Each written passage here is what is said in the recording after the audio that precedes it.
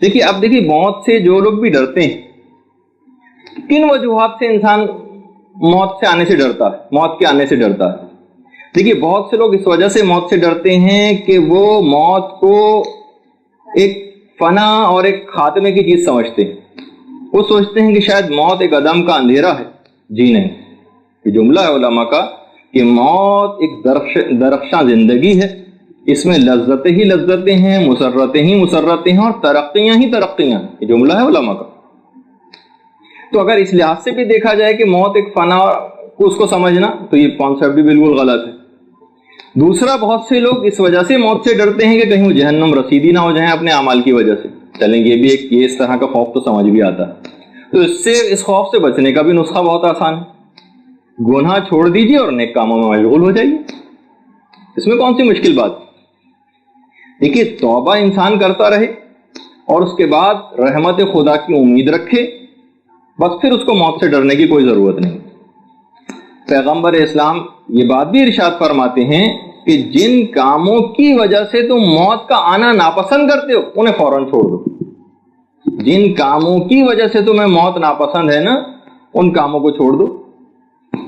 تو بہت آسان ہے. تو جن لوگوں کا خوف جہنم میں جانے کی وجہ سے موت سے ڈرتے ہیں وہ لوگ، ان کے لیے بھی بہت آسان ہے کہ وہ گناہ چھوڑ دیں اور نیکی کی طرف متوجہ ہو جائیں. تیسرا گروہ وہ ہے جو کہ مثلا کہ ابھی ہماری اولاد کی شادیاں ہو جائیں اور ابھی پوتے اور نواسیوں کی شادیاں بھی ہم دیکھ لیں. چلیں اگر اس وجہ سے بھی وہ موت ان کو بری لگ رہی ہے کہ یہ سب چیزیں اور خوشیاں دیکھنا چاہتے ہیں، تو پیغمبر اسلام یہ بات بھی ارشاد فرماتے ہیں، انشاءاللہ اس پہ بھی ہماری آئندہ گفتگو ہوگی، کہ روح جو ہے نا مرنے والے کی، وہ دنیا کے حالات کو بخوبی دیکھتی ہے. تو یہ سب چیزیں آپ کو اس کے بعد بھی مہیا کر دی جائیں گی. یہ سب چیزیں، اس کی اطلاعات آپ کو ہم آگے چل کے تفصیلاً ذکر کریں گے بھی کہ ان سب کی اطلاعات آپ کو دی جاتی ہیں. بہت سے لوگ اس وجہ سے موت سے ڈرتے ہیں کہ ہمارے بعد ہماری اولاد کا کیا ہوگا، جبکہ کتنے دنیا کے لاکھوں کروڑوں لوگ ایسے گزرے ہیں کہ ان کی اولادوں نے اپنے والدین کے مرنے کے بعد ان سے کہیں زیادہ بہتر زندگی گزاری. بہت سے لوگ اس وجہ سے موت سے ڈرتے ہیں کہ جناب خدا نہ جانے ہمارے ساتھ کیا سلوک کرے.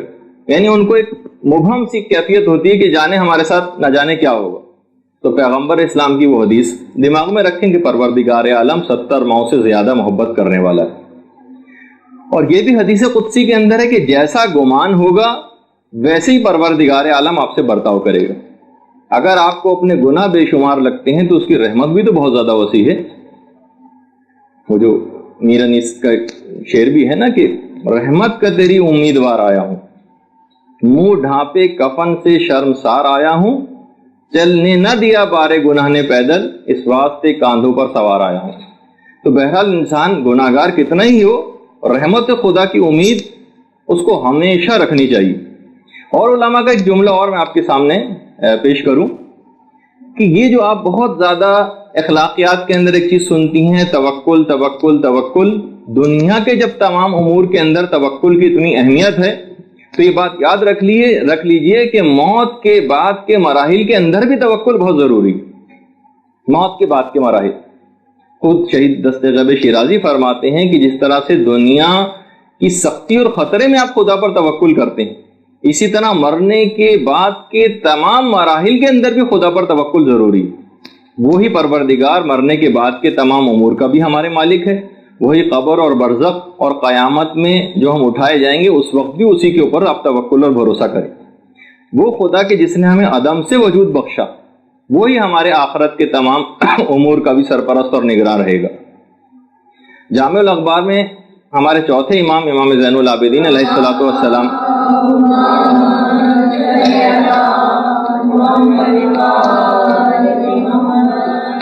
کسی نے آگے پوچھا کہ ابن رسول اللہ، امام سے ایک چیز آ کے پوچھی گئی کہ مولا کیف اصبحت یا ابن رسول اللہ، آپ نے کس حال میں صبح کی؟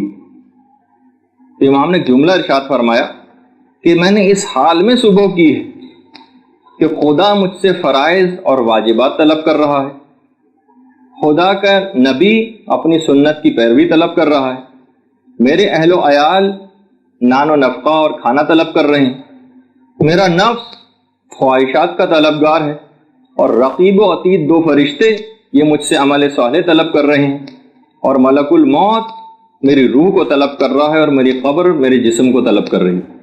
تو انسان کس حد تک دیکھے کہ کتنے اس کے طلبگار موجود ہیں، تو کیا اس کے لیے بات سزاوار نہیں ہے کہ وہ اپنی دنیاوی زندگی کو بہترین انداز میں گزارے؟